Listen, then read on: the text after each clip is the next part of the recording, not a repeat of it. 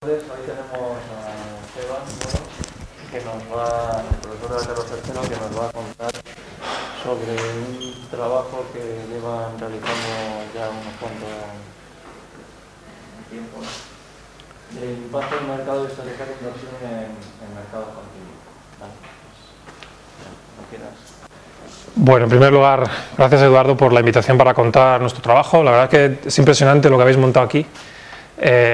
Con la competición y con el nivel de las charlas. Yo desafortunadamente no he asistido, aunque algunas de ellas las he visto en internet y espero estar a la altura de las que ha habido hasta ahora con la mía. Bueno, yo voy a contar algo sobre el mercado de activos. Sé que la competición de RoboTrader está basada sobre todo en derivados, pero yo voy a hablar sobre todo del mercado de activos.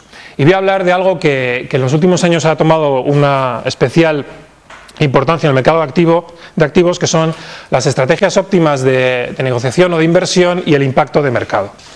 Voy a empezar con una pregunta. No sé si alguno de vosotros hace trading de verdad, o sea, gastándose su propio dinero, y es si alguien me podría decir qué me costaría a mí comprar 1 millón de euros en títulos de Telefónica hoy. O sea, ¿cuánto me lo valoraríais? Claro, yo os paso la orden y vosotros me tenéis que decir, bueno, pues te va a costar 2.000 euros esto, o 3.000. O 4.000, no sé, si alguno tiene al menos el orden de magnitud de lo que me costaría esto, ¿no? Bueno, depende mucho, claro, del broker al que se lo pases, depende mucho si estás dentro de una entidad que tenga su propia mesa de negociación, etcétera. Yo lo que voy a hablar es el estudio que hemos hecho nosotros, de estimar uno de los costes, uno de los posibles costes de esta transacción, que es el impacto de mercado. Y al final de la charla os voy a decir este número. Bueno, ¿qué son los costes de transacción? Desde que tú tienes la idea de comprar 1 millón de euros en títulos de Telefónica hasta que realmente en tu casa dispones, o en tu sociedad o tu broker te dice que los tienes en cartera, hay un montón de costes de diferentes personas que tienen un papel en esta transacción. Aquí tenéis un poco una tabla que podéis encontrar en este survey de EDEC, del 2007, todas las referencias están al final de mi charla, que luego estará, me ha dicho Eduardo, online, o sea que incluso está descargable, son links PDF, son links a la web, o sea que los podéis descargar en PDF. Bueno, aquí veis un poco las diferentes tipos en esta tabla, diferentes tipos de costes, desde quién tiene la responsabilidad de este coste, desde el broker hasta el manager, un poco el nivel de conocimiento que tiene la gente de que hay un coste asociado a eso, desde grande hasta pequeño, y en gris está lo que se llaman los costes explícitos, por ejemplo, la comisión del broker es un coste explícito, o las comisiones por cambio de moneda, etcétera. Y en blanco tenéis lo que se llaman los costes implícitos, que no suelen venir explicitados cuando hacéis una transacción, pero que ahora os mostraré que son un sobrecoste sobre cualquier transacción que hagas en el mercado. Hay muchos de ellos. Yo voy a hablar del segundo, que es el impacto de mercado. Hay otros como, por ejemplo, el coste de oportunidad, el coste de operacional y de tiempo, que son más difíciles de medir. Es decir, si yo compro hoy el millón de euros de Telefónica o lo compro mañana, pues habrá un coste derivado de que lo hago hoy, a lo mejor es más barato que mañana. Eso es lo que se llama el coste de operacional. O el coste de las operaciones que he perdido, de oportunidad que he perdido, ¿no? Pero básicamente estas son bastante difíciles de medir porque hay que simular escenarios, mientras que lo que os voy a demostrar es que el impacto de mercado es medible, y de hecho nosotros lo hemos intentado con varios modelos, es medir el impacto de mercado de una transacción. Bueno, aquí tenéis un poco en este mismo report aparecen cómo han ido variando los costes de transacción, tanto explícitos como implícitos, en varios mercados. Quizás los de ahí atrás no lo veis, esto es Londres, Frankfurt, Euronext y el alemán, el DMX, de cambio de moneda. Y lo que veis ahí un poco es que en los últimos años los costes de transacción cada vez son menores, tanto los implícitos como los explícitos, aunque bueno, se mantienen bastante cerca. Los explícitos están alrededor de los 20-30 puntos básicos y los implícitos están alrededor del 10-15 puntos básicos. Estos costes son dinero, son bastante dinero, muchísimo dinero si te pones a evaluar lo que le cuesta a un broker hacer una transacción. Claro, ellos no lo pagamos nosotros, evidentemente el que quiere realizar la transacción. Dejadme explicaros con una operación muy sencilla, que es el coste del impacto de mercado. Imaginaos que este es el libro de órdenes, no sé si sabéis un poco lo que es el libro de órdenes. En los mercados de doble subasta continua, como el mercado español, lo que existe es un libro, donde la gente anota lo que quiere comprar y lo que quiere vender. Y lo que pasa es que alguien llega, ve el libro, decide que este es un buen precio, ¿vale? E intercambia con lo que aparece en el libro y ejecuta lo que se llama una orden de mercado. Lo que aparece en el libro son lo que se llaman las órdenes límite. Este lado de aquí es la orden de la oferta, perdón, del bid, de la oferta, y este es por ejemplo, estas son las compras, estas son las ventas, ¿vale? Aquí tenéis que hay alguien que tiene, o bueno, puede haber varias personas que quieren vender 104 títulos a 10,06 euros. Luego hay otras personas que quieren vender 80 títulos a 10,07, a 10,08, etc. Y en este lado son la gente que quiere comprar. Estos quieren comprar a 10,01, 2, 3 y 4. Y esto es el spread. Básicamente la diferencia entre la mejor oferta de compra y la mejor oferta de venta es lo que se llama el spread, que ahí como veis son 2 céntimos. Esta es una situación típica para el mercado español, por ejemplo para el Santander, que el spread más o menos es 1,5. Bueno, si yo quiero comprar 200 títulos, ¿vale? Y doy mi orden al broker, o yo mismo quiero comprar 200 títulos, diréis, bueno, que la mejor oferta para vender es 10,06, luego el precio que me va a costar son 2.012 euros, ¿vale? Pero eso no es verdad, porque no hay liquidez para comprar esto. No hay 200 títulos ahí. Entonces lo que va a pasar es que compro esos 104, después compraré los 80 y después compraré 16 de esos que hay en 32, ¿vale? Y lo que veis es que lo que me ha costado todo esto no son los 10,06 euros, sino me ha costado al final 2.013,12 euros, ¿vale? Y lo que he hecho además es algo bastante malo, que es barrer el libro, que se llama, es decir, meterme muchísimo dentro del libro y dejar un spread enorme, que eso para el broker seguro que se le ponen los pelos de punta, ¿no? Porque abrir un spread tan grande es malo, sobre todo para los que están haciendo mercado. Bueno, si miráis cuál ha sido el impacto de mercado, el coste que he tenido por impactar el mercado, es decir, por llevarme la liquidez, este coste que se llama impacto de mercado es un coste asociado a llevarme la liquidez del mercado, es 1,12 euros, es aproximadamente el 0,05% de la transacción. Y eso es un coste, ¿vale? No estaba, pero cuando yo voy de mi idea de comprar 200 títulos a implementarla, tengo un coste que son ese 1,12 euros.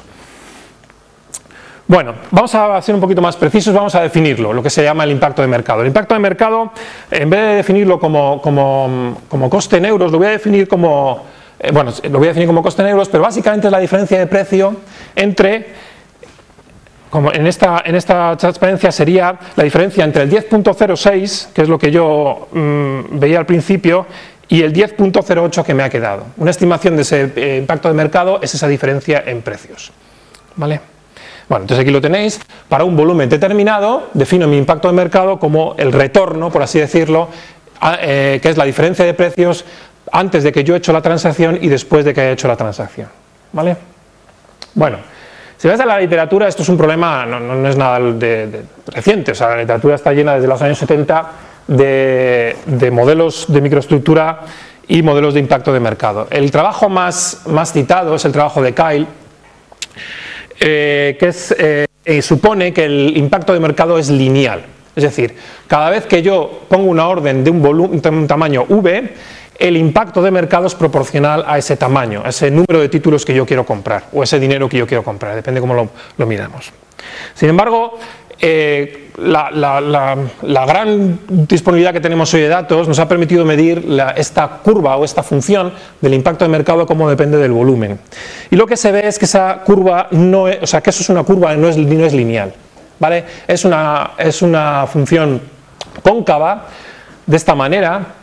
El impacto de mercado, que depende de un volumen, es aproximadamente es una constante por el volumen elevado a una potencia que suele ser menor que 1. De hecho, esto, aunque estoy hablando todo el rato de mercados activos, dejadme que os dé un guiño a los que estáis en mercados de derivados. Esa es la curva del impacto de mercado en derivados, creo que estos futuros, ¿vale? Es el Standard & Poor's 500, los futuros del Standard & Poor's 500, ¿vale? Y aquí lo que veis es esto es la orden de mercado, este es el tamaño de la orden, perdón, y este es el coste en precio total, ¿vale? Y lo que veis es que esa curva, ahí tenéis un ajuste, no es lineal, ¿vale? Cuanto mayor es la orden que yo estoy poniendo, menor es el coste. Recientemente, esto es bastante más reciente, bueno, reciente, esto estoy hablando de los años 90, no os creáis que es del año pasado. Lo que se ha visto es que el impacto ni siquiera es una función instantánea. El mercado no responde inmediatamente a cualquier transacción que yo hago. Y lo que sucede es que el impacto que hago sobre una orden se descompone en dos partes, lo que se llama el impacto permanente y el impacto temporal. El impacto temporal es el que sucede porque yo me llevo liquidez. Entonces, descompenso el spread se me abre y entonces de repente lo que sucede es que los participantes del mercado rellenan, por así decirlo, proveen liquidez otra vez. Sin embargo, os podéis imaginar que si yo hago una transacción hoy de 1.000 millones de euros en Telefónica, el valor de Telefónica va a cambiar, ¿vale? Y ese es el impacto permanente, ese es el impacto que queda o que transformo en información relevante sobre el valor de la compañía. Entonces voy a hablar al final de la charla de esto. El impacto es en realidad una función que se compone en dos, una especie de límite cuando el tiempo tiende a infinito, que es el impacto permanente, que también podría variar en el tiempo, ¿vale? Pero en el límite infinito lo vamos a tomar como una constante, y luego una parte que es temporal, que decae, o sea, puede ser bastante grande en el intermedio, pero decae rápidamente. Bueno, y otra cosa que os podéis imaginar es que la función impacto de mercado no va a depender solamente del volumen del dinero de la transacción, va a depender de muchísimas más cosas, como por ejemplo del spread, de la liquidez, del tiempo del día, de muchísimas cosas más, ¿vale? Entonces en general va a ser una función muy complicada, aunque yo lo que voy a hacer es quedarme solamente con la dependencia en volumen en esta charla. Pero evidentemente uno puede clasificar en la función impacto de mercado respecto a todos esos parámetros que aparecen ahí, que es idealmente lo que uno querría. De hecho, el impacto de mercado varía mucho a lo largo del día, como os podéis también imaginar. Por ejemplo, en los mercados el impacto de mercado suele ser bastante menor antes del cierre. Bueno, hasta ahora he hablado del impacto de mercado de una orden de volumen V. Pero no os he dicho si esa transacción es una única, es una única transacción o es un conjunto, una estrategia de transacción, ¿vale? Ahora os voy a hablar de esto. Hay una diferencia entre lo que es el impacto de mercado de una sola transacción y el impacto de mercado de toda una orden. Una orden no es más que, no es más que una serie de transacciones que me llevan a completar un volumen V de compra o de venta, ¿vale? Que pueden ser incluso de signo contrario, si al final lo que quiero es... Lo que se ha visto en los mercados, sobre todo intradía, donde hay bastantes correlaciones temporales, ahora os mostraré esto, es que el impacto de mercado de una orden hecha de muchas transacciones no es la suma del impacto de mercado de cada una de las transacciones individuales, ¿vale? Esto es debido a, como os he dicho, que por ejemplo una de las causas es lo que os he contado del impacto temporal. Cuando hago una transacción, un impacto temporal y ese luego decae. Evidentemente, si yo no dejo de caer ese impacto de mercado, lo acumularé, ¿vale? Pero si dejo que ese impacto temporal se me vaya, pues no lo tendré en las diferentes sumas de transacciones, ¿vale? Bueno, y esto todo lleva al siguiente problema, que es el problema que tiene la persona que va a responder a la pregunta que os he hecho al principio de la charla, es ¿cuál es el coste de comprar un millón de euros de Telefónica? Bueno, pues tú me pasas la orden y yo voy a hacer una estrategia.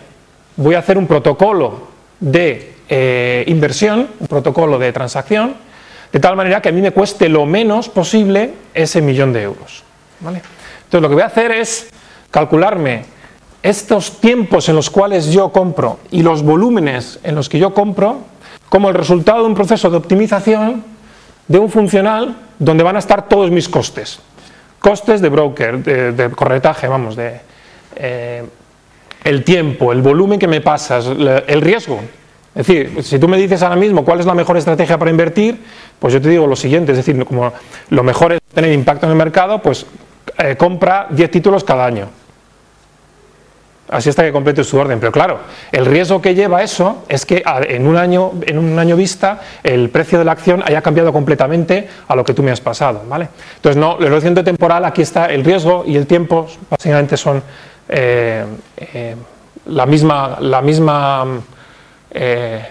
son dos manifestaciones de la misma causa. Bueno, todo esto ha llevado a muchas empresas que se dedican a esto. En general, no sé si conocéis, Barra es una de las empresas que vende modelos de este tipo, que son estrategias óptimas de inversión. Tú le pasas básicamente tu horizonte temporal, tu perfil de riesgo, tu tiempo, tu volumen que quieres pasar, y ellos te hacen una estrategia, sea un VWAP, un TWAP, una cosa más elaborada, etcétera. Pero también desde el punto de vista de la gente que se dedica a las matemáticas, ha llevado a mucha gente a hacer, esto es un problema matemático bastante complicado, además es SNP completo, no hay una estrategia, es un problema que no está bien definido, no es una estrategia única. Entonces podéis imaginar que aquí hay muchísima algorítmica también para intentar minimizar esa función y obtener la mejor aproximación a vuestro problema. Pero aún así, incluso aunque la gente ha estudiado muchísimo este modelo, incluso aún así el impacto de mercado no es cero, ¿vale? Sigue siendo mayor, para estas estrategias óptimas sigue siendo mayor que cero. Aquí os pongo, para que veáis estos del mismo review de antes. Esta es una tabla en donde os muestro, básicamente la primera línea es la única que voy a comentar. Aquí os muestro la diferencia entre lo que cuesta una orden ejecutada por una estrategia óptima de inversión comparada con un VWAP. Claro, el VWAP lo que pasa es que lo sabes a posteriori, ¿vale? Pero comparado con un VWAP. Y lo que veis es que siempre hay sobrecoste. O sea, incluso aunque los bancos estén utilizando estrategias óptimas de inversión, siempre hay un sobrecoste. De hecho, es fundamental el benchmarking aquí. Es decir, una estrategia de óptima de inversión no tiene sentido, a no ser que la compares con algo. Y aquí sobre todo se suele comparar con estas que tenéis aquí, que son, bueno, el VWAP o el TWAP, que son estrategias que tienen que ver con, bueno, VWAP significa Volume Weighted Average Price, es decir, se compara con el con el precio promediado por volumen diario, ¿vale? Entonces, si tú estás comprando más barato que el precio promediado por volumen diario, estás haciéndolo bien. Si lo estás comprando más caro, es que lo estás haciendo mal, ¿vale? El TWAP es lo mismo, pero promediado en intervalos de tiempo.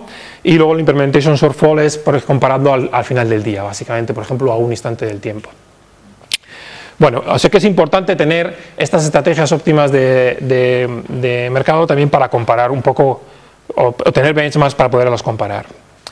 Bueno, ¿qué sacaríamos si yo pudiera medir el impacto de mercado? Si yo pudiera estimarlo antes de que sucediera. Si tú me dijeras ese millón de euros, yo te dijera, te va a costar tanto. ¿Qué sacaría de eso? Bueno, pues podríamos estimar los costes de transacción.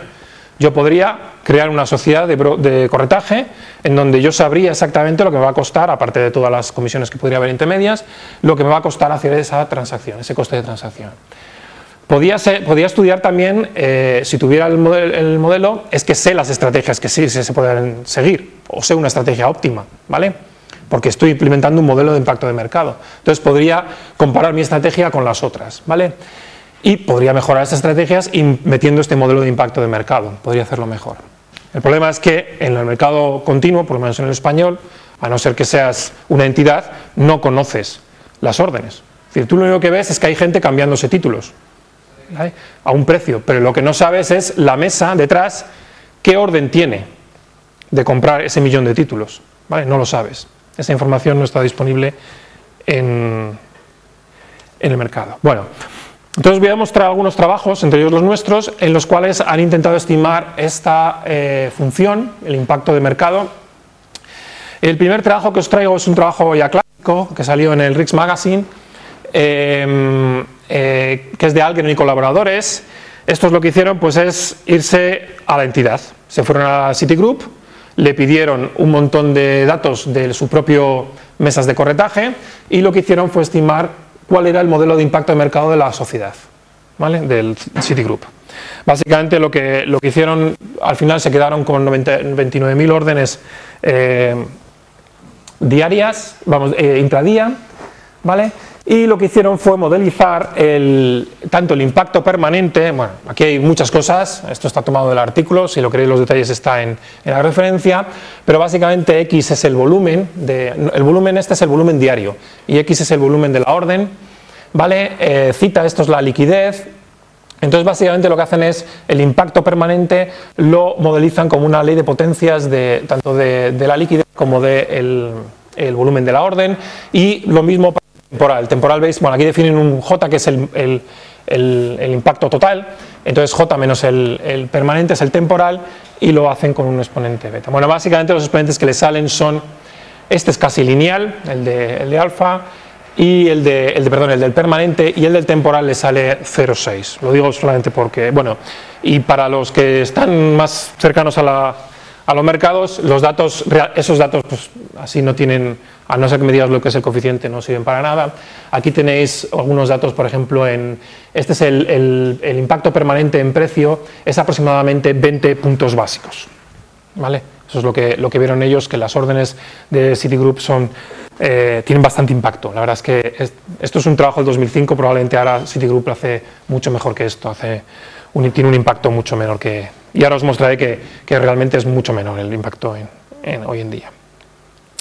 Bueno, os voy a mostrar ahora lo que hemos hecho nosotros. Lo que hemos hecho nosotros no es irnos a ninguna entidad, porque nadie quiere hablar con nosotros en España, pero nos hemos ido al proveedor de datos, que es Sociedad de Bolsas, y nuestra idea es la siguiente, es si de los propios datos del mercado, yo puedo, aplicando algoritmo de detección de patrones, creo que esta es la casa, para hablar de esto, esta es la situación, porque vosotros os dedicáis a eso, identificar órdenes ocultas, es decir, comportamientos, tendencias en la inversión de una sociedad o de una cuenta que yo identifico como órdenes ocultas. Ahora os voy a mostrar un poco lo que quiero decir con esto.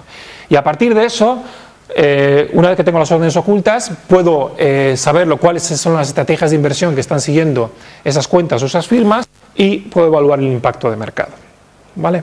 Bueno, esto suena muy bonito, pero ahora os voy a contar lo malo.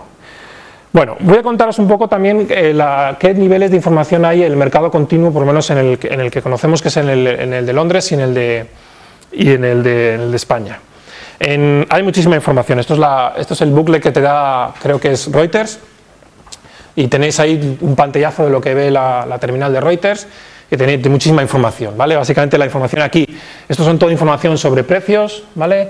Aquí tenéis, por ejemplo, el VWAP, este es el 527, este es el precio medio de transacción promediado por volúmenes a diario, y aquí tenéis, esta parte de aquí abajo es el libro, ¿vale? No se suele mostrar todo el libro entero, porque el libro entero tiene una profundidad, sobre todo si es al final del día, tiene mucha profundidad, sino se suelen mostrar solamente las 5 mejores ofertas de compra y de venta. Bueno, hay muchísima información. Básicamente lo que la gente habla es de niveles.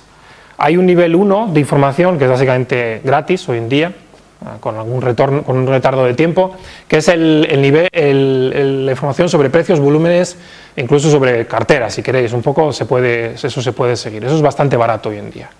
El nivel 2 es el libro de órdenes, ¿vale? Eso ya empieza a ser caro, aunque algunos proveedores te lo dan bastante barato, el libro de órdenes. Aquí siempre hay una diferencia entre los que están trabajando en el milisegundo, que lo tienen completamente al milisegundo, eso es dinero también, y los que pues lo tienen con un retraso de 5 o 6 segundos o de incluso 15 minutos, como por ejemplo hay en Google, pues el Nasdaq lo puedes consultar casi online, vamos, con un retardo de 1 segundo.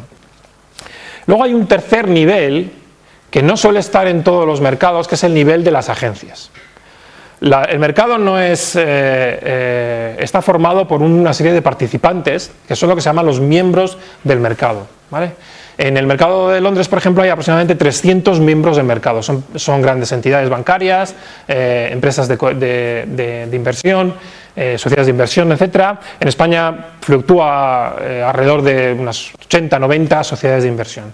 Son las únicas empresas que están, a las que se está permitido hacer transacciones en el mercado, ¿vale? Nadie puede hacer a título individual transacciones en el mercado, por tanto tienes que ir a través de ellas, ¿vale? Y ellas pues tienen diferentes instrumentos de transacción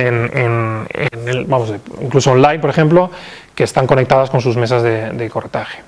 Luego hay un cuarto nivel, que esto solo lo tiene el supervisor, que es evidentemente, bueno, y algunos mercados lo hay, que es la cuenta, la mesa. O sea, no solamente la firma o la agencia de bolsa, sino sabes incluso, yo he visto los datos por ejemplo en España y pone Pepe, o sea, la cuenta pone el nombre del tipo, vamos, o sea, de la persona que está haciendo la transacción, ¿vale?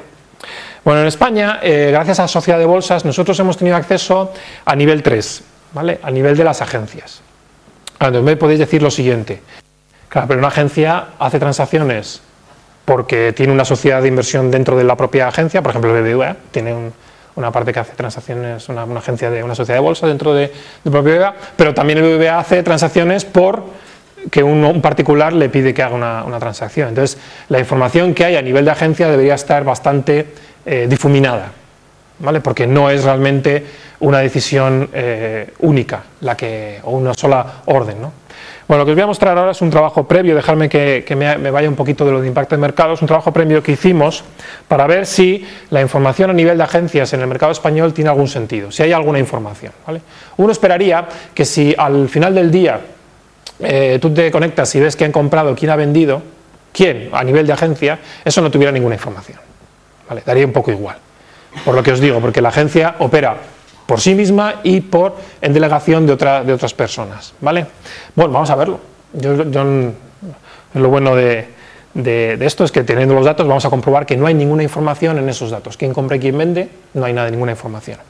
Bueno, entonces lo que hemos hecho es generar, a partir de los datos que tenemos, pues la serie temporal de lo que gastan o de lo que reciben neto a lo largo del día, en cada día, en un stock, por ejemplo en Telefónica. Y aquí tenéis las series temporales. Esta es la agencia 9820, que si mal no recuerdo es BBVA, en Telefónica. Y aquí tenéis la serie temporal.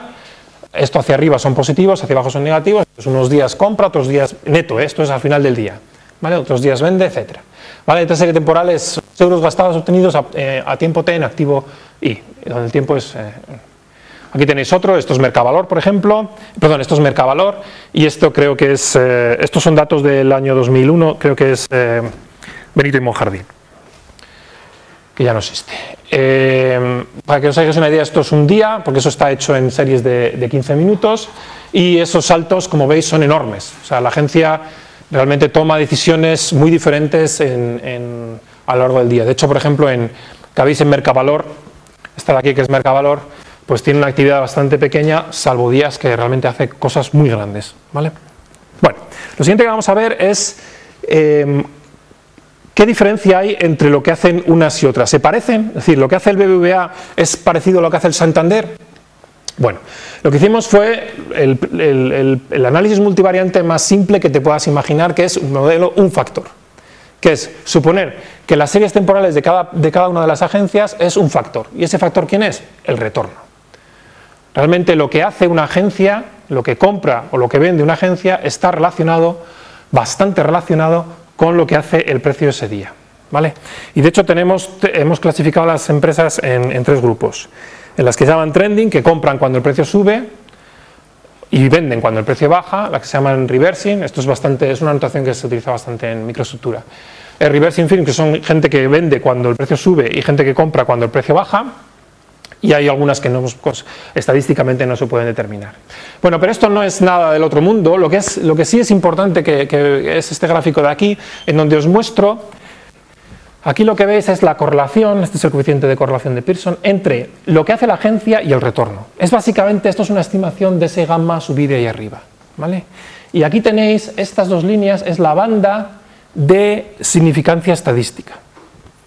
Y lo que veis es que hay algunas agencias, por ejemplo hay alguna aquí, en donde la correlación es 0.8, es decir, con un 80% de probabilidad la agencia hace lo que dice el precio, ¿vale?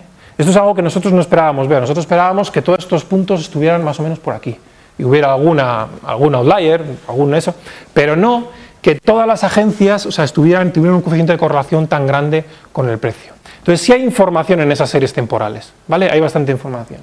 Y de hecho, ¿quiénes son estas? Bueno, si veis, este eje de aquí, que no os lo he dicho, perdón, este es el logaritmo del tamaño de las órdenes medias que pasan al mercado. Es una estimación, no es real, no es verdad, pero es una estimación del tamaño de la agencia, ¿vale? Cuanto más grande es la orden que pasan, más grande es la agencia. Y lo que veis es que hay un montón de ellas que están correladas positivamente con el precio, que son enormes. ¿Quiénes son esas? Pues aquí las tenéis.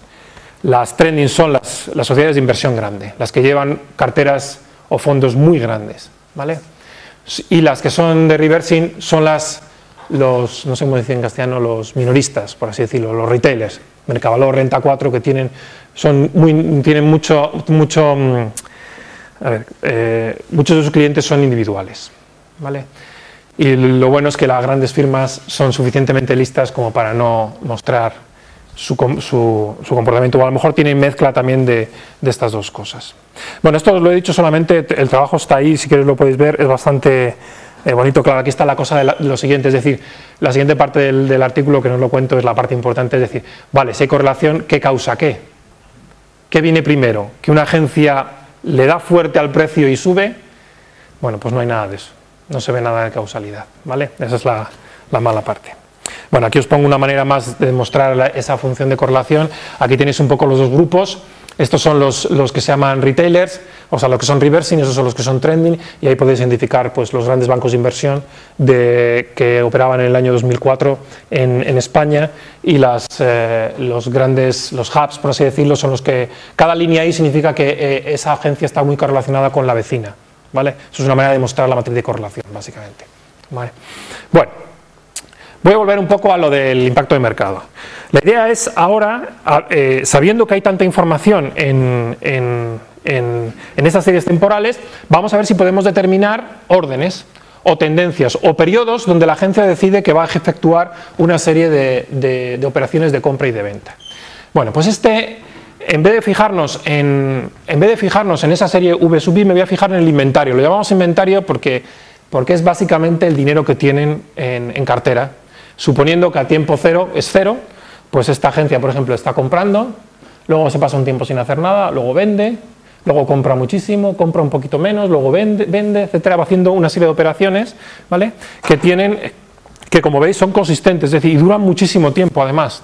O sea, se ven realmente, para esta no, pero hemos visto algunas que duran 6 meses. Hay gente consistentemente, agencias consistentemente vendiendo. Claro, me podéis decir, bueno, pero aquí hay más, o sea, yo puedo coger esta y luego subdividirla en esta, o sea, puedo hacerlo más, ¿vale?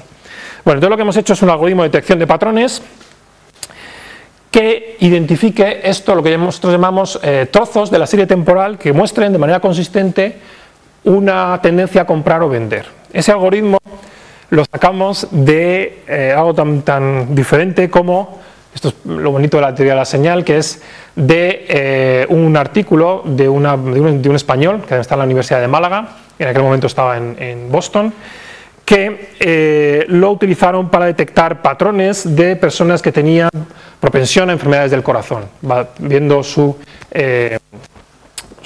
cardiograma, ¿vale? Bueno, este algoritmo es muy sencillo y básicamente sirve en lo siguiente. Si os fijáis aquí, en estas series, en este intervalo, la media de la derivada, por así decirlo, es positiva, mientras que en esta la media de la derivada es negativa. Entonces, si yo en vez de pintar esa serie temporal pinto las derivadas, o bueno, lo que es la serie temporal que tenía antes, veré que hay un sitio donde la media tiene un valor, pero de repente salta a otra media de otro valor. Bueno, los detalles del algoritmo están en el artículo, pero básicamente es un algoritmo que es top to bottom, es decir, coge la serie temporal total y lo que hace es ir calculando para cada punto de la serie temporal, calcula la media a la izquierda y la media hacia la derecha, y si son muy diferentes, ese es un punto en donde cambia la tendencia, ¿vale? Aquí tenéis S diferentes, hay un criterio estadístico, entonces parte aquí. Aquí veis que la media hacia ese lado y la media hacia este es muy diferente, entonces parte aquí. Y luego va subdividiendo, coge el intervalo más pequeño y lo que hace es calcular la media otra vez en esta parte, la media en esta parte, y aquí es donde ahí está el máximo, entonces parte aquí. Y continúa hasta que ya no pueda partir más atendiendo al criterio estadístico, ¿vale? Ese es el algoritmo que nosotros tenemos para determinar tendencias lineales, por así decirlo, en esta serie temporal. No es el único algoritmo, ¿eh? Lo que pasa es que este algoritmo funciona muy bien, es muy rápido y funciona muy bien, y ha sido probado, ya os digo, no solamente en series financieras, sino también en muchas otras cosas, ¿vale? Por ejemplo, en lo del corazón humano, y también creo que ha sido probada en otros datos macroeconómicos financieros.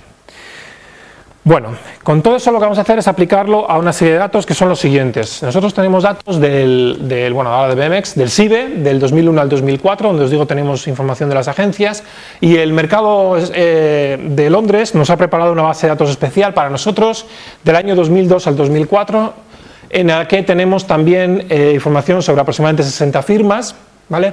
Hay un problema con el mercado londinense, es que sí tienes información de quién compra y quién vende, pero tiene unos códigos que se barajan a final de mes. Entonces no se puede estudiar nada de manera consistente que suceda fuera de ese mes, ¿vale? Porque están mezclados. Pero nosotros hablamos con ellos y nos prepararon una base de datos donde durante esos años está el código es unívoco. Bueno, con este algoritmo en el SIB hemos detectado 55.000 órdenes y en el London Stock Exchange aproximadamente unas 90.000 órdenes ocultas, ¿vale? Bueno, repito que estas son las órdenes entendidas como tendencias consistentes en la serie temporal de la inversión de una agencia. Aquí tienes un poco los datos de las órdenes. En el BME, por ejemplo, el número de transacciones que contiene una orden es aproximadamente 95 y más o menos nos sale lo mismo alrededor de las 100 para el mercado londinense. Las órdenes que nosotros vemos no todas tienen que ser órdenes de mercado.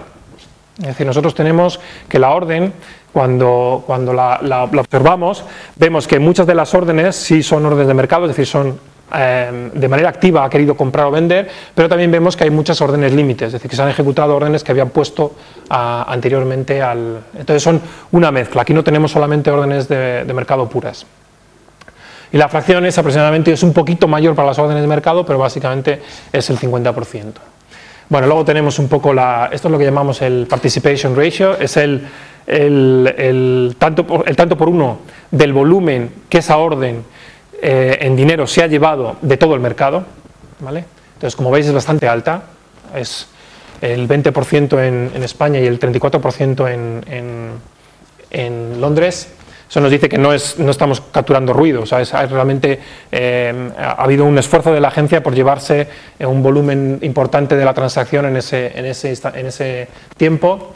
Y aquí, bueno, os lo voy a comentar ahora, estos son en puntos básicos, el retorno promedio el impacto de mercado promedio de las acciones y del BME y del S. Bueno, una cosa que veis es, ahora te comentaré en qué unidades está esto, pero una cosa que veis es que el mercado español es menos líquido que el inglés, algo que bueno, tampoco es una cosa del otro mundo, es porque el impacto aquí es mayor que en el mercado londinense, aproximadamente el doble. Bueno, lo primero que os voy a decir sobre las órdenes de mercado es qué características tiene. Yo cuando observo una orden de mercado, observo una tendencia de estas series temporales y observo pues, un número de transacciones, el tiempo que ha tardado, el volumen que ha comprado, etcétera. Hay una serie de parámetros, me voy a fijar en esos tres. Todas las órdenes que yo detecto tienen un volumen total que ha comprado o vendido, se han ejecutado en un horizonte temporal, T mayúscula, y se han particionado en órdenes pequeñitas, en n órdenes pequeñas, ¿vale? En n transacciones pequeñas. Bueno, lo que se ve es que es bastante heterogéneo, aquí tenéis la densidad de probabilidad acumulada para el tiempo, ¿vale? El tiempo que tarda una orden. Y lo que veis es que tanto para x igual a v, t y n, obtenemos una especie de, bueno, yo no diría ley de potencia, pero colas largas, es decir, aunque casi todas las órdenes duran minutos o incluso horas, están aquí, estos son minutos, estos son horas, tenemos algunas que duran incluso más de un día, y tenemos algunas que duran meses, ¿vale? Hay algunas agencias que son pequeñitas que duran meses. Ahí os muestro los diferentes stocks los diferentes activos que hemos considerado, que son Telefónica, Santander y el BBVA, que son los más activos, donde hay más posibilidad de detectar estas órdenes ocultas. Pero no sé si veis, hay 3 círculos azules y 2 cuadrados violetas.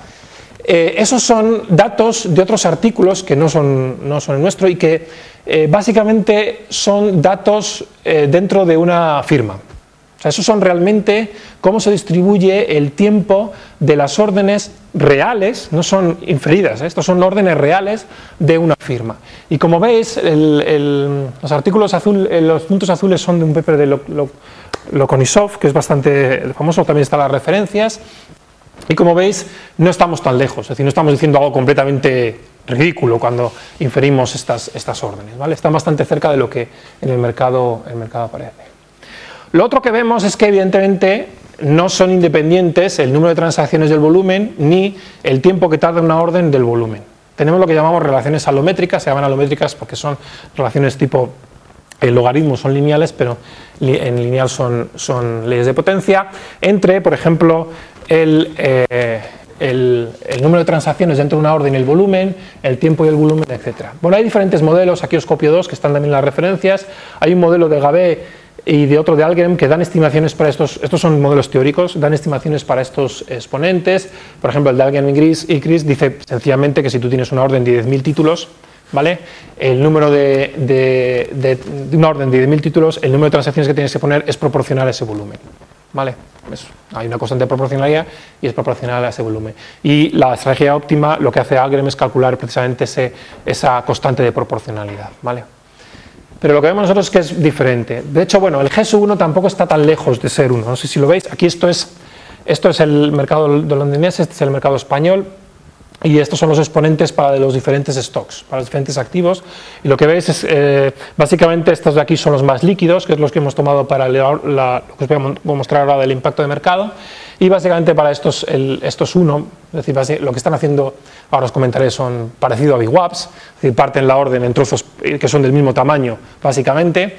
Y en el mercado español es curioso porque los activos que son menos líquidos, estos son todos del IBEX 35, pero los menos líquidos los parten, bueno, cada uno como Dios le da a entender, salvo los de Santander, Telefónica y BBVA Repsol, que están en un exponente cercano al 1, es decir, que realmente están haciendo trading bastante homogéneo, porque el número de transacciones es proporcional a V. Y aquí tenéis el resto de los exponentes, en especial este exponente es bastante significativo, es aproximadamente 2 en el mercado español y 3 en el mercado londinense. Este es el exponente, el G2, que relaciona el tiempo con el volumen.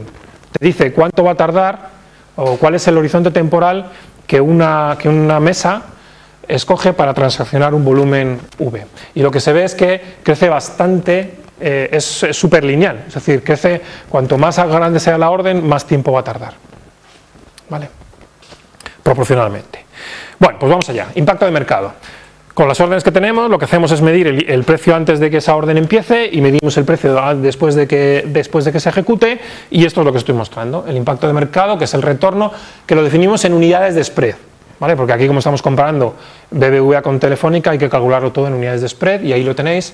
Lo que nos sale es que es una ley de potencias, bueno, ahí tenéis las gráficas, pero bueno, si queréis resumido, aquí lo tenéis, el exponente para el español es 2/3 y para el mercado londinense es aproximadamente 1/6, ¿vale? Aquí tenéis un poco los datos, y este es otra vez obtenemos que la curva del impacto de mercado es cóncava. En el mercado londinense va mucho más lentamente que en el mercado español, pero bueno, con respecto al número de títulos, pero bueno, este es el resultado. Lo curioso del asunto es lo siguiente, ¿qué pasa cuando acaba la orden? ¿Vale? Os he mostrado justo lo que pasa cuando acaba la orden, pero ¿qué pasa instantes de tiempo después? Ya no hay nadie impactando el precio, o lo que yo estoy midiendo ya no depende de la orden que yo...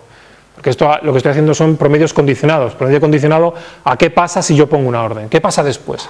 Lo que se ve es algo muy curioso, es esto, aquí tenéis, este es el tiempo en el que empieza la orden, este es el tiempo en el que acaba, está normalizado a que el tiempo sea 1, y lo que hago es medir hasta 3 veces tiempo de lo que tarda la orden, ¿vale? Y lo que hago es promedios.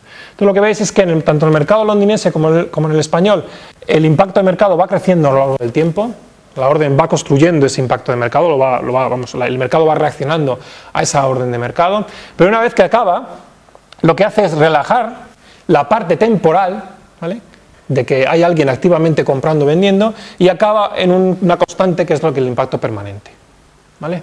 Entonces, si yo quisiera medir el impacto temporal, pues me quedaría aquí. Si lo que quiero medir es el impacto permanente, me iría allí. Bueno, lo tenéis aquí un poquito más definido aquí. El impacto temporal es lo que medimos como el retorno en precios a tiempo justo cuando acaba la orden, y el otro es para tiempos muy largos respecto a lo que acaba la orden. Y ahí tenéis estimaciones de lo cual es la diferencia entre el retorno temporal y el permanente. Es aproximadamente la mitad en el BME y es aproximadamente 3/4 en el mercado londinense. Y la explicación de esto, no tenemos una explicación para esto, no sabemos por qué, y de hecho esta es la segunda vez que se observa esto en los mercados, no se había observado antes. Pero claro, es difícil tener estas órdenes de mercado y además medirlas en el tiempo. Pero ¿por qué sucede esto? Nosotros tenemos una explicación que es la siguiente.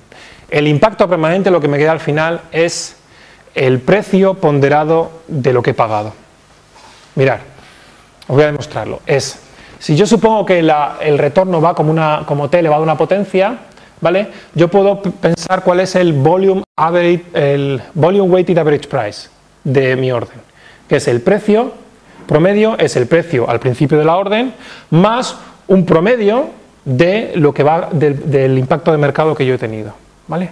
Entonces lo que veis es que esto es el precio al inicio más esta constante de aquí, ¿vale? Bueno, entonces si hacéis el cálculo, esta constante de aquí os da 0,5 aquí, más o menos, y aquí os da 0,67, ¿vale? Es decir, que lo que queda al final es es el precio medio ponderado de lo que he pagado, ¿vale? Aunque a mí me ha costado al principio menos y después más, lo que me queda es este precio medio ponderado aquí, ¿vale? Por ejemplo, aquí, si os veis esta curva de aquí, más o menos el precio medio ponderado está aquí y la curva de allí está más o menos allí. Bueno. Lo siguiente es cuál es la estrategia que siguen las agencias a la hora de trocear esa orden grande y de irla poniendo. Bueno, lo que vemos en el mercado español es que tiene una curva, bueno, aquí no os lo he mostrado, los círculos, fijaros en los círculos, lo que vemos es que al principio este es el tiempo 0 en el que empieza la orden y este es el tiempo 1 en el que acaba la orden, ¿vale? Está todo normalizado a 0,1, ¿vale? Lo que vemos es que al principio lo que hacen es, este es el volumen en esa unidad de tiempo, por así decirlo, ¿vale? Entonces y este es el 1, sería el promedio, o sea, sería lo homogéneo. 1 sería que yo cada 5 minutos pongo un volumen igual a lo que me toque, vamos, 5 minutos. Pero lo que vemos es que hay muchísimas transacciones que suceden al principio, o muchísimo volumen que es transaccionado al principio, después cae y justo al final vuelve a subir. Son estrategias tipo U, ¿vale? Esta es la estrategia que en algunos modelos matemáticos se llama la estrategia de la puerta rotatoria, que es la estrategia, es muy conocido en problemas de control óptimo esta estrategia, que consiste en lo siguiente: cuando tú entras en una puerta rotatoria, lo que haces es entrar rápido, después te mueves lentamente y después sales rápido, ¿no? ¿Vale? Esta es la estrategia giratoria, pero no es una estrategia giratoria. Lo que está sucediendo es que lo que estamos viendo es que las estrategias que nosotros estamos detectando se acoplan al perfil diario de volumen. Lo que estamos viendo es que, aquí lo tenéis en cuadrados, este es no es el perfil de volumen de la orden, sino el perfil del mercado cuando la orden se está transaccionando, ¿vale? Y lo que veis es que en el mercado español hay un poquito más de diferencia, pero en el mercado inglés es claramente que lo que están haciendo es una estrategia VWAP. Básicamente lo que hacen es calcular el volumen que hay a lo largo del día en cada 5 minutos y ponen un volumen que es proporcional al volumen que hay a lo largo del día, ¿vale? Y por eso les queda una estrategia de tipo U, ¿vale? Es decir, se esconden, pero se esconden relativo al volumen del mercado. Se esconden, me refiero a que ponen un volumen suficientemente pequeño para que comparado con el volumen total no sea apreciable, ¿vale? Bueno, pues esto es un poco lo que os quería contar y yo ahora sé estimar la pregunta que me habéis hecho al principio. Yo tengo estos modelos de impacto de mercado, cojo esas curvas, me la calculo para Telefónica y sé decirte cuánto te va a costar si quieres hacer una orden intradía de Telefónica. El impacto de mercado de 1 millón de euros son 780 euros, el 0,07%. Esa es la estimación del costo en impacto de mercado que va a tener tu orden. Todo esto con los modelos, con todas las limitaciones que tiene esto, porque son órdenes inferidas, pero los exponentes que obtenemos, las magnitudes que obtenemos, las unidades, etcétera, todo está bastante, todo da a pensar que estamos bastante cerca de lo que sería lo que obtendríamos si tuviéramos información real sobre las órdenes de mercado. Pues ya está, son 780 euros lo que me tendríais que haber dicho. Si me decís más barato, fenómeno, vamos, yo, si me decís más caro ya me lo pensaría, ¿vale? Ya está, fenomenal. Récord. ¿Preguntas? ¿O de otra cosa? Bueno, pues ahora una pregunta que no preguntas cuánto cuesta comprar 1 millón de títulos de Telefónica, sino 1 millón de euros de Telefónica. 1 millón de euros, perdón, sí, lo siento. Lo he hecho. Sí. No, pero claro, eso es lo que tú piensas. No, es que, claro, eso es la... Refieres a costos por encima, comparándolo con lo que me costaría si pudiera conseguir el precio. Claro, es que eso te cuesta. O sea, tú... O sea, esos 780 euros son para añadir, ¿no? Básicamente la pregunta es, ¿cuánto te va a cobrar tu broker por comprar 1 millón de títulos, 1 millón de euros de títulos de Telefónica? Eso es un coste. Sí, esos son los costes de No, pero el broker te va a también meter estos. Pero eso no es lo que te cobra el broker, sino lo que te cobra el mercado por no entrar a eficiencia. No, eso te lo va a cobrar el broker, porque él es el que tiene que pegarse con el mercado para conseguir ese millón de títulos. Si barres el libro, entonces ese dinero se ve. Si barres el libro, este coste deben ser millones. No hay 1 millón de títulos disponibles en el mercado. Lo que tiene que hacer el broker, 1 millón de euros en títulos. Lo que tiene que hacer el broker es ir poco a poco comprando, ¿vale? Pero eso, claro, lo que os he mostrado es que eso tiene un sobreprecio, porque cada vez que compra va moviendo el precio y cada vez le sale más caro a él. Entonces el broker lo que va a decir es, dice, yo te lo compro, pero como a mí me va a salir caro, te voy a cobrar, que es lo que te suelen cobrar, un 3%, bueno, depende cómo seas de amigo, de buen cliente o de... te va a cobrar diferente. Pero es que realmente la pregunta, claro, tú dices, ¿cuánto te cuesta 1 millón? Tú piensas que 1 millón. Pero es que no es 1 millón, porque el broker te va a cobrar una comisión por eso. Un impuesto añadido por llevar esa operación adelante. Sí, al final tú vas a tener 1 millón de euros de Telefónica a precio el que tú quieres ahora, ¿vale? Pero él te cobra todos estos costes. Pero perdona, ¿el total cuánto es? Porque aquí han dicho 780 de impacto del mercado. Pero hay muchos más. la primera transparencia y muchos más. Tú si vas, yo por ejemplo como articular voy al ING Direct, vamos, no es por hacer competencia, ¿vale? Pero coges cualquier sociedad de inversión, tienes que pagar una fianza, básicamente, al principio. Y por cada transacción que tengas, tienes un coste. Y luego además tienes un coste fijo por cada transacción y luego proporcional. O sea que, bueno, no sé básicamente cómo están ahora, yo no hago transacción. Y de administración, bueno, pero solo una orden. Imagínate que solo quieres hacer una orden, ¿vale? Pues debe estar aproximadamente el 3%. Ten en cuenta que luego tienen un riesgo que es o sea, ellos tienen que cubrir muchos riesgos, aparte que tienen que pagar impuestos también ellos, o sea, que hay muchas cosas aquí, ¿vale? Es bastante, yo te estoy mostrando solamente el 0,07%, bueno, no creo que sea el 3%, pero vamos, es más grande que esto, ¿vale? Sí, evidentemente, pero bueno, yo muchas veces cuando tienes un fondo de inversión o algo por aquí, los costes de administración, que viene a ser lo mismo, lo que pasa es que es compartido entre muchos, pues te dicen un 95% o algo por el estilo. Sí. Me decía un sobrino mío que trabaja en estos temas además en Londres, que una barbaridad, que no sé, como un 0,15 o un 0,15. Bueno, pero claro, por eso, ahí es donde está esta gente que sabe estimar este tipo de cosas. O sea, si saben estimar este tipo de cosas, te cobrarán cada vez... Toda la industria está en modelizar este tipo de cosas, porque si tú las modelizas, puedes cobrar menos a tu cliente, puedes ser más competitivo, porque sabes realmente lo que va a pasar. El problema es que si no sabes estimarlo, pues das un número como 3%, más o menos.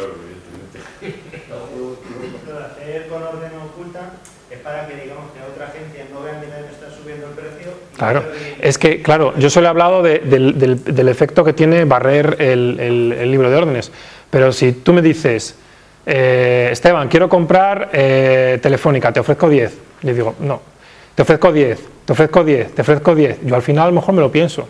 Y lo mismo de la otra manera, si tú sabes que alguien quiere comprar 1 millón de títulos, ya te puedo decir que va a perder dinero. Vamos, si quiere comprar 1 millón de títulos y lo anuncia públicamente, va a perder un montón de dinero. A no ser que no los quiera comprar. La orden oculta como tal no existe, es el método de cómo ocultar esa orden, ¿no? Pero la orden oculta, me refiero a que no es información disponible para el que está transaccionando el mercado. Lo único que ves es que hay alguien que está ejecutando transacciones, pero no sabes si estas transacciones son de la misma orden que está partida. No lo sabes. Pues eso. ¿Podría aplicar aquí la teoría de los mecanismos? Ahí me pillas, teoría de mecanismos. Pues muy sencillo, son mecanismos económicos, como una subasta. Es decir, la típica subasta de Sotheby's o cualquier Christie's o cualquier galería de arte es la peor que puedes hacer para vender.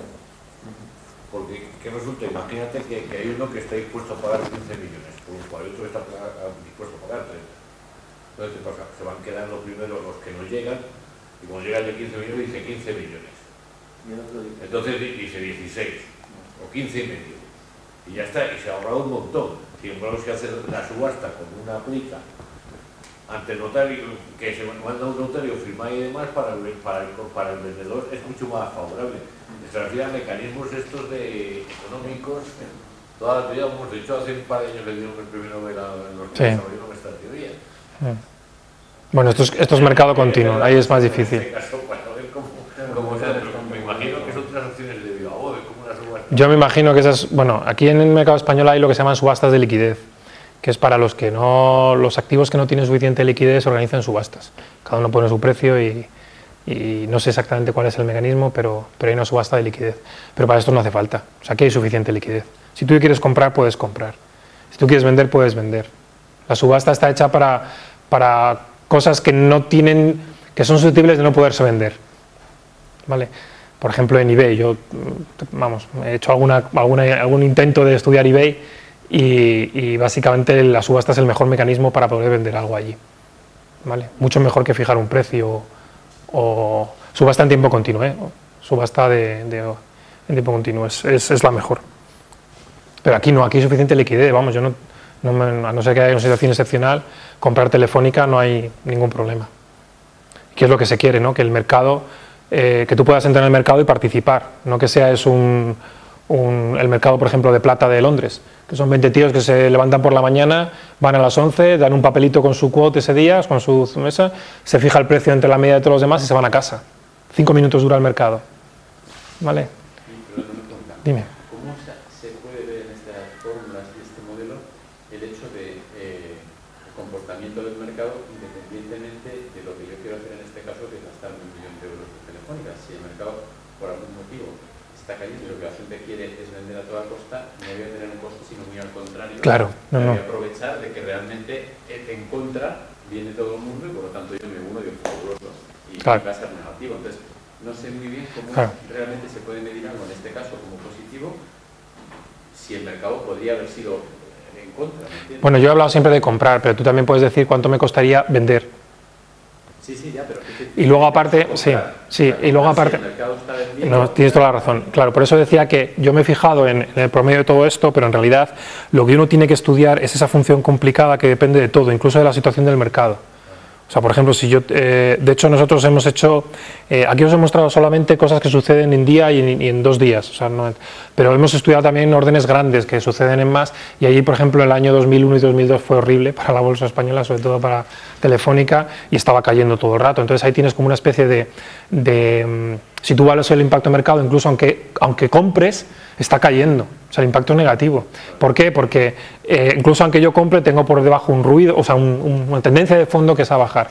Pero no solamente es que esté desconectado lo que hacen las agencias, o sea, lo que yo podría hacer con lo que hace el mercado, sino que esa función complicada debería depender también de las condiciones del mercado. He puesto el T, no sé si a lo mejor lo he podido decir más o menos, pero va a depender de la volatilidad de ese día, de la tendencia de los últimos 5 días, etcétera. Y hay toda una... De hecho, los datos estos, como ves, ahí por ejemplo hay una nube de puntos enorme y más o menos la tendencia es, la media es lo que es la tendencia, lo primero que ves, pero luego cuando te pones a evaluar con esos puntos, tenían condiciones del mercado completamente diferentes. ¿Vale? Entonces, hay que ir midiendo condiciones. Nosotros, por ejemplo, hemos hecho algún estudio de volatilidad, de meter volatilidad, pero claro, si es muy volátil el mercado, el impacto de mercado va a ser diferente, va a ser menor. Entonces, hemos visto que cuando metes volatilidad, por ejemplo, en Telefónica, podemos separar esa nube de puntos como en un plano. O sea, tenemos los que tienen mucha volatilidad y los que tienen poca volatilidad. Entonces, ya se puede ir refinando un poco esa función en función de, perdón, la redundancia, en función de las condiciones del mercado. Y el algoritmo que has comentado de reconocimiento de patrones es continuo en el sentido de que te permite reconocer el patrón mientras se está formando. Realmente necesitas la serie a tiempo pasado para poder decir eso es una orden oculta, o realmente que puede determinar que se está formando y por lo tanto podría haber alguien que se pueda aprovechar de esa información. Como todos los algoritmos top to bottom, necesitas toda la serie, ¿vale? A no ser que hagas algo adaptativo. Entonces, la idea es conseguir algoritmos bottom to top, mejor, ¿vale? En donde vayas construyendo un poco Pero, por ejemplo, mis colaboradores han trabajado en otros algoritmos que tampoco mejoran mucho esto, pero, por ejemplo, un promedio movible, una media movible, te sirve para detectar las pequeñas. Por ejemplo, coges 25 y te sirve para detectar cuando cambia de tendencia, cuando se vuelve negativo, etc. Esa te sirve bastante bien. Pero bueno, te sirve bastante bien para detectar, no todos los detalles, pero te sirve bastante bien. Entonces se podría utilizar ese tipo de cosas para detectar órdenes. O cualquier algoritmo que sea bottom to top, yo creo que sí se podría hacer. Que es lo que uno querría, detectar la orden en el momento. Cuando está sucediendo, no cuando ha sucedido. Dime. ¿El impacto del mercado temporal y permanente es simétrico respecto de la compra y de la venta? No exactamente, es algo que está también bastante documentado. Siempre tienen más, ¿cómo era? A ver, tienen más impacto las órdenes de compra que las órdenes de venta, pero es muy fino, o sea, tienes que realmente tener muchísimos datos para detectar la diferencia entre la compra y la venta. Bueno, he mostrado unas cosas, algunos datos para la compra y la venta. Mira, aquí lo tenéis, esto, bueno, perdonad. A ver, yo creo que está aquí.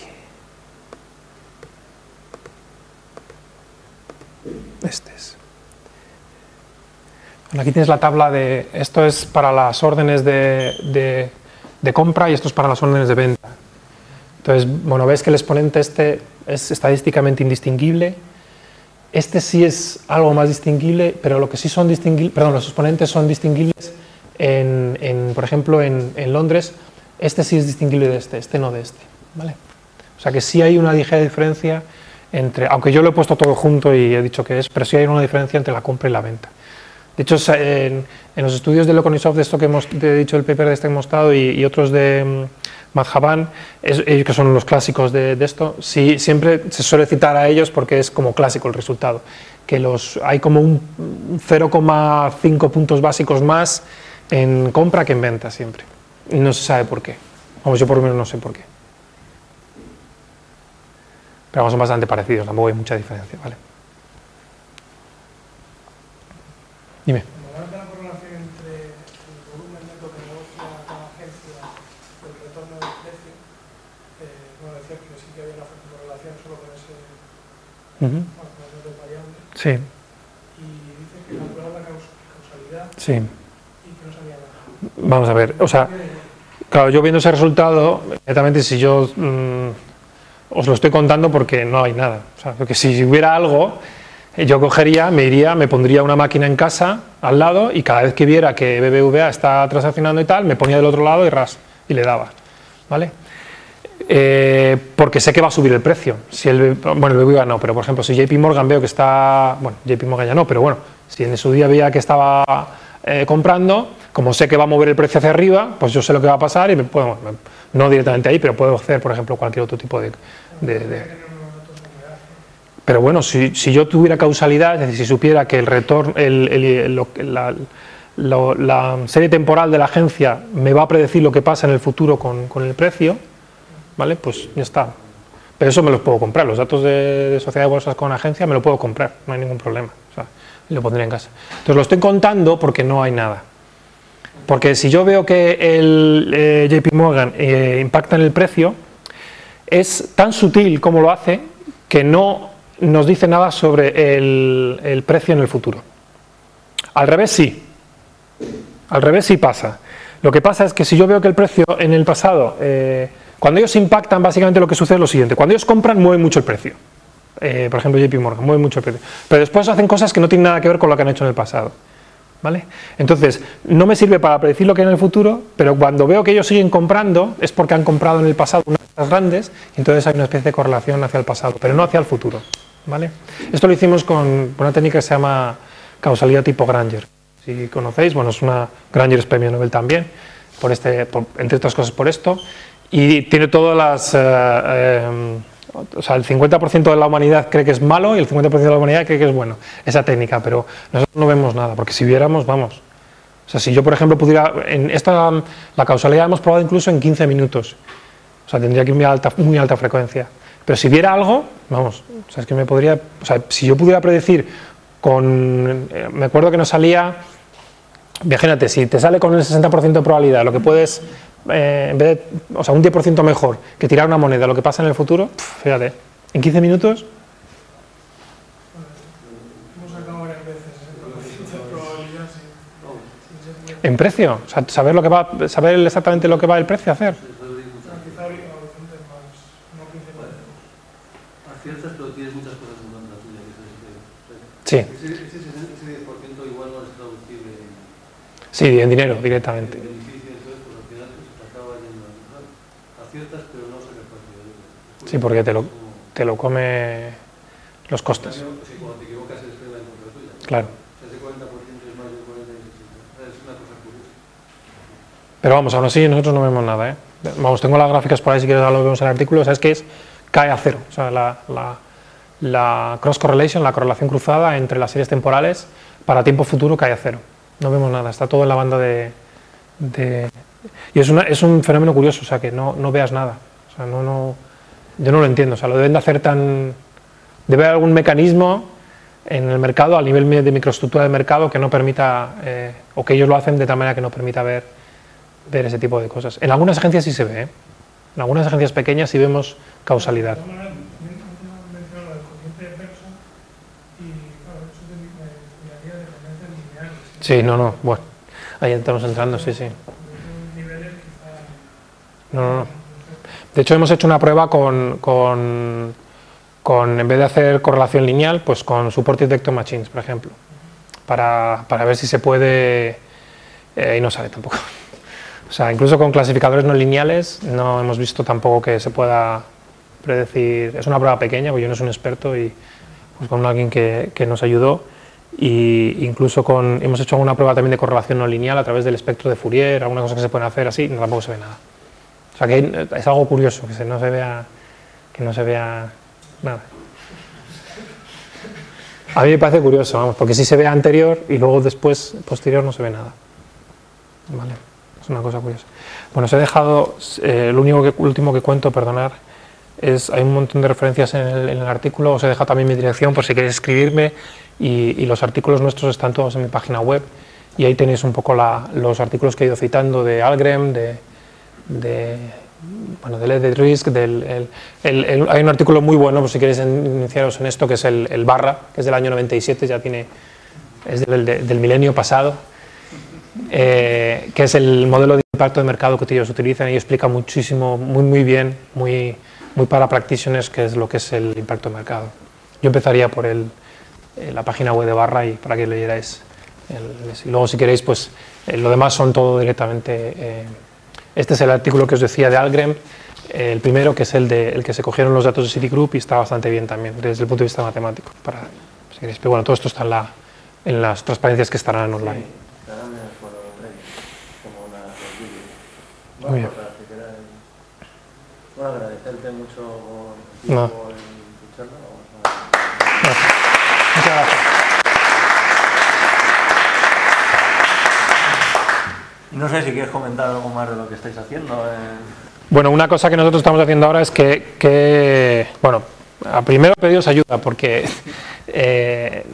nosotros tenemos muchísimos datos, gracias a Sociedad de Bolsas, tenemos datos desde el año 2001 hasta el año 2008, los hemos limpiado, los tenemos disponibles para que todo el mundo pueda, los hemos cruzado con el libro de órdenes, tenemos exactamente cuándo es market, cuándo es limit, etcétera.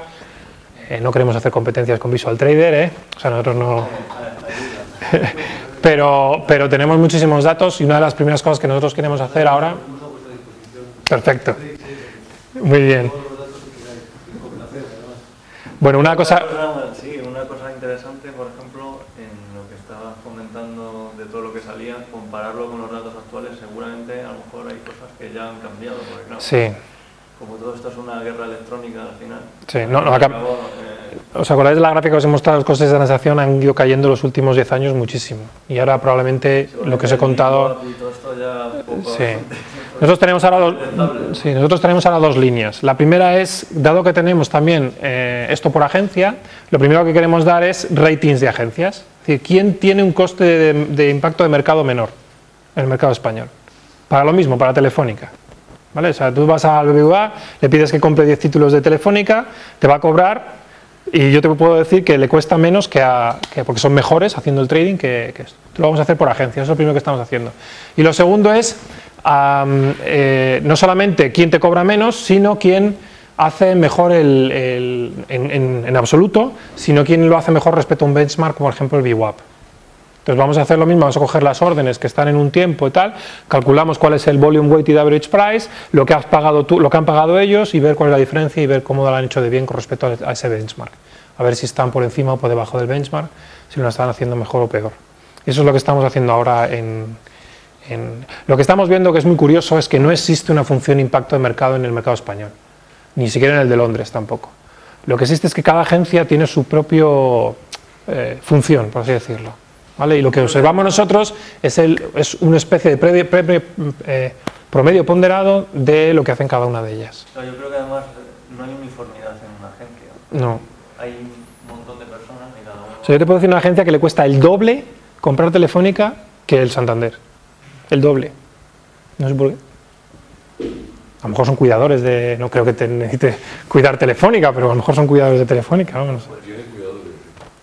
Ya, pero bueno, ya lo sé, que a lo mejor son cuidadores y tienen, bueno, o sea, los sacan por otro lado, ¿no? ¿Y lo habéis analizado? Porque quizás sea más fácil, aunque no tengas tanto interés económico, ver precisamente las acciones o los subyacentes donde hay menos volumen, que en teoría parece que es mucho más fácil detectar, pues en el caso cualquier operación, digamos, que estén soltando o al revés, o estén comprando de manera masiva, porque lo habitual estadísticamente pues no hay un volumen exagerado. Lo que pasa es que en todos los métodos en los que se basa esto son estadísticos y ahí necesitas suficientes datos para estar seguro de lo que estás detectando está por encima de un nivel de significancia estadística. Entonces, si coges Yastel, que todavía por aquí andaba Yastel, pues no tienes suficientes datos como para poder, ni siquiera para poder detectar cuando hay una orden, ¿no? Aquí realmente necesitas, y en el mercado londinense lo mismo, necesitas activos stocks muy líquidos, muy líquidos para poder detectar algo. Entonces, si no te quedas sin datos, hay agencias que no tienen casi datos en Yastel o en Tubacex, en estos. Llegamos al partido, ¿eh? Sí, perdonad, no lo he dicho, ¿eh? Yo quería En el ecosistema, bueno, todavía tenemos algún tiempo. En el ecosistema que mostrabas, que era muy, sí, muy interesante, que lo hicisteis con la matriz de todos. ¿No veíais que había ningún efecto manada entre...? Hemos estudiado Herding, que es, bueno, efecto manada, en el artículo que hicimos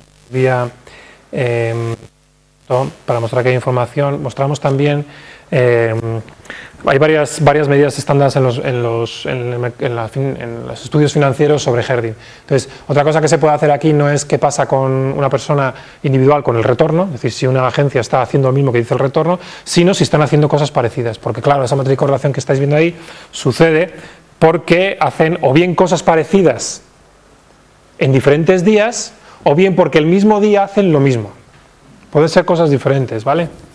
Porque el modelo un factor dice que yo estoy correlacionado, por ejemplo, con Ramón, porque los dos tenemos un Jaguar, pero lo hemos comprado en diferentes días, o porque los dos fuimos el mismo día a comprarlo. Ese sería el Herding. Entonces, lo que hemos visto es que hay un Herding importantísimo en las minoristas, en estas. ¿Vale? Estas parece que están más pendientes de la información diaria, responden casi diariamente a lo que hace el precio, y en estas no. O sea, cuando alguien ve que Société Générale está haciendo algo en la bolsa, todos los demás parece que se apartan y no hacen nada ese día, ¿vale? Pero sí hemos visto que estas se comportan más como manada y estas no. O sea, las rojas son más individuales, cada uno hace su guerra. Y además no se meten en el día que operan las demás, no están. O no hacen algo muy significativo ese día. Vale. Probablemente se hablen, o sea, tampoco hay que... O se ven que están ese día haciendo algo y no quieran... Pero sí, y para el resto no hemos visto... Pero no hay mucho Herding, ¿eh? O sea, hay una de las corrientes de estudio de los mercados financieros que dicen que los mercados financieros son como que todas las fluctuaciones estas que vemos son como que todo el mundo hace lo mismo, vende, pánico, tal, no sé qué. No hay tanto, ¿eh? O O sea, aproximadamente el jardín es el 7% de las fluctuaciones, lo que nosotros hemos visto. ¿Vale? El resto son noticias o noticias económicas, políticas o fluctuaciones que no dependen solamente de la concurrencia de varios agentes. Vale. Muy bien, nada.